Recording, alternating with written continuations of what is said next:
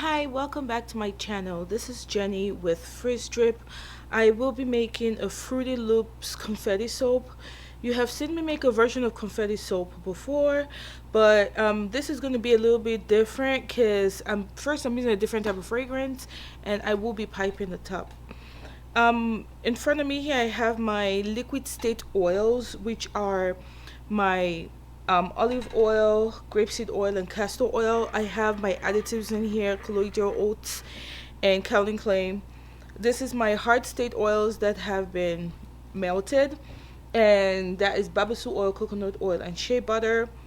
And of course my light solution that has silk, sugar, and sodium lactate. Okay, so you've seen me make confetti soap before. I will be using some shreds. These are some smaller shreds. These are some larger shreds. And so let's get started. First off, please like, subscribe, share, all that good stuff that really um helps us small channels grow. I really enjoy bringing to you this videos, and it really will help. So I prefer to soap at I want to say room temperature, but I usually soap higher than room temperature. So my sweet spot of soaping is between 80 degrees and 120 degrees. I prefer to soap hotter, just because I want to avoid like steric spots and all that stuff that could like just go wrong with soaping, false tracing, all that stuff. So right now I'm about to mix my two oils. So this one's at room temperature because of course it's liquid state oil. So my room temperature right now is at 65. I just got this off of the hot plate, and it's 112. By the time I mix it, it will be somewhere around 90, and my light solution is at 105 degrees. So I'm gonna start mixing, and stay tuned. I hope you enjoy. Also, this fragrance, I have to say, is a discoloring fragrance. It discolors to beige. I will normally split my white out, so my white for frosting. Oh, I didn't mention I will be using titanium dioxide for the whole batch, but because this is a discoloring fragrance, it discolors to beige. I'll normally split out my frosting bit, but I am not going to do that this time. Fingers crossed, because I'm not too sure about the scent retention and all that about this fragrance. I made a version of this soap like yesterday, and I botched it, and I didn't really like how this fragrance actually was smelling in that one. And so I'm not going to split it out just because I just want to see how this is going to turn out. This is my titanium dioxide. It was actually in the hot plate. I like to use water, even though this is both water and oil soluble. I just use water, warm water, leave it on the hot plate that has been turned off, and whatnot. So by the time I mix this, you see my oils would have gone to, yep, I was just about right. I said 90 to 89. So in the past I have used the heat transfer process to make soap, and the heat transfer process is where you use your hot lye solution right when you mix your lye. You pour it on your hard oils. Some people would separate the liquid oils from the hard oils. Some will put the hard oils in the liquid oils and put the lye solution in there to like mix it, to like melt it rather. And it takes somewhere around between 5 and 10 minutes to get it all mixed with a whisk or a silicone spatula like this. I used to do that. I kind of like moved on to this method. No exact reason. There was nothing wrong with that. I actually really enjoyed it because it saves time. This method actually takes up a lot of time, and sometimes it's time that I actually don't have. So I plan for my soap making. I prep my oils and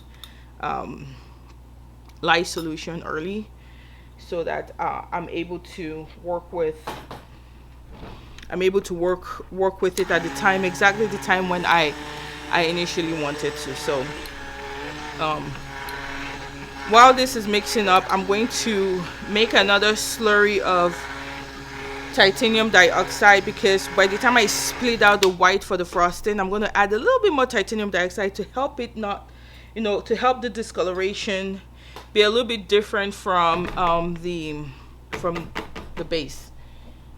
Okay, so some of the few reasons why a lot of people prefer oil soluble titanium dioxide is because of glycerin reverse. Glycerin rivers are, I mean, once you see a white soap and it kind of looks like a river running through it, like there's a clear glycerin structure to it, that's glycerin reverse. And some people don't mind it, some people just don't like it as aesthetically. I don't really care. I don't usually have glycerin reverse.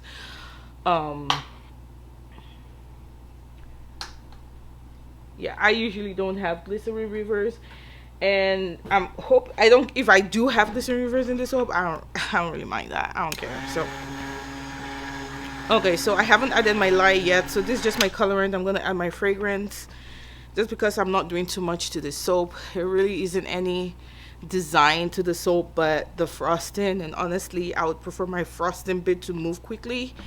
So, and this fragrance is said not to accelerate, so I think I'm pretty confident. Let me use the word comfortable. I'm not like 100% confident because I'm not very familiar with this fragrance. Like I said, I've made this batch. I just made this batch yesterday and botched it. So I am just working with grace, hope, and a glass of wine at this point.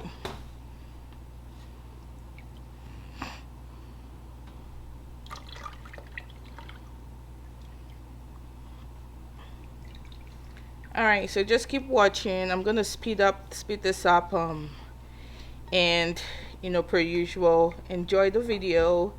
Please leave your comments down below. Like I said, I know I've made this soap before, but I'm just stocking up my store, so hope you enjoy it. Thank you for watching. Talking about my process and this soap in particular, Confetti soap for me is one of the easiest soaps to make. And I know I said I botched the one I did yesterday, but there was a really good practical reason why. But aside from making a straight up one color soap, Confetti soap is about the next easier soap to make. What you just do is you mix your colorant in your whole batch. If you have a good working fragrance, you mix that in there. I usually don't tend to go for fragrances that rice or anything of that nature. Get that mixed in there and get it to a medium to thick trace. Throw in your shreds, put them in your mold, and you're good.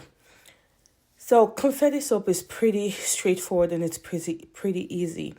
For this particular soap, when I made it the first time, I was incredibly distracted because I think I was talking with my dad at that time, and I had both my recipes out for my bigger batch and my smaller batch, and I had mixed, I had measured out the lye for my bigger batch, so the soap turned out very lye heavy.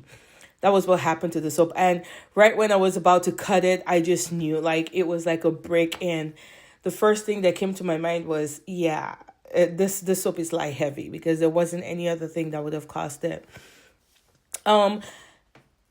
This fragrance is new to me. This is Fruity Loops from Nature's Garden. And it actually really does smell fantastic out of the bottle. It does smell really good. And it actually worked like a dream. I really enjoyed working with this fragrance because putting it in the entire batch and, working and mixing and trying to get it to the consistency that I wanted, it did not mess up my the consistency of my soap. It did not rise. It did not accelerate. It worked just as if I had put it in last. When you're trying to put in your fragrance last so that you can, just mix it in, mix it in or blend it in, and then do your design and throw them in your mold. It worked as if I had just done that. But I did it. I put it in from the get-go. So I really did enjoy that. Now, going into how it smelled, like when I did the first batch that I botched, it smelled very lilac. I don't even know how to explain it. The fragrance just smelled tainted. It didn't smell pleasant. It smelled very chemically, if I want to say that.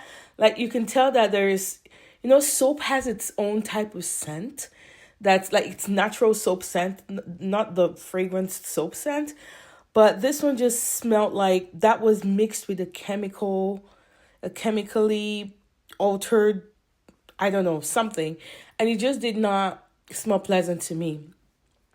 When I was making this soap out of the bottle, it is fantastic. Like my husband came in and was like, "Ooh, it smells like breakfast in here. It smells like really sweet sugary breakfast." And that's really how it does smell like. And it's very lovely, and it really does fit the theme of this soap. However, upon after 24 hours and it's unmolded, it kind of does smell a little bit funky. And I have to say, there are fragrances that actually do that. They start out smelling funky, but throughout the cure process, it balances itself out. Like it just needs time to sit and to do its thing. Like just leave it alone, let it sit, let it do its thing, let it go through the chemical phase and reaction that is supposed to take place and happen. Let all that saponification happen within the first 24 hours, and then the curing starts happening, and then things just start marinating and just start, doing its crystallization and just, doing all that fantastic stuff that, it does. And all of a sudden, something that didn't smell as fantastic begins to smell really good. And that is exactly what happened with this fragrance. I am very impressed with the fragrance. I like it. It really does smell like breakfast. It smells like fruity, like Fruity Loops or Fruit Loops. It really does smell. It smells really good. I really like that I switched the fragrance up for this soap and went with this fragrance as opposed to what I was using before. At this point, I don't really remember the name at this point anymore. But yes, this actually fits the soap better, and it turned out really good. So right here with Confetti soap, I usually would I started piping the tops of my Confetti soap just because it just true to the theme of it looking like a confetti cake type situation going on. And I felt very proud and impressed with how this one ended up, how it came out. It worked really good and whatnot. The one thing I want to say is for my shreds, I know a lot of people have concerns about using shreds from other soaps in a new batch because of things like allergens, and because of sometimes soaps, the recipe or the what you put on the top, like botanicals and whatnot, might vary and or whatnot. This is just for my soaps, for what I do. All my recipes are the same. The only thing that differs, I don't use unless if I'm making a custom soap. Honestly, that's when maybe I could use like a more luxurious oil or something a little bit different or whatnot. But all my soaps use the same recipe. Just look at that. That confetti just looks fantastic. All my soaps use the same recipe.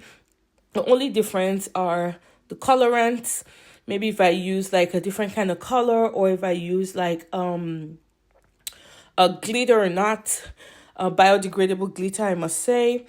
Or if I used the botanicals I use are either like I just have a few that I use. I don't use that many botanicals as you must have seen in my videos. But that's about it. And then the fragrance.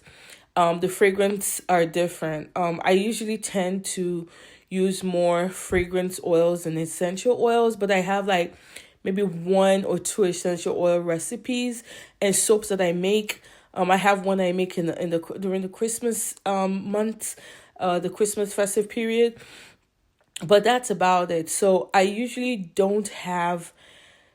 I like to think that I don't have that problem about tainting my main batch, because my older batch must have had like some ingredients that does not really gel.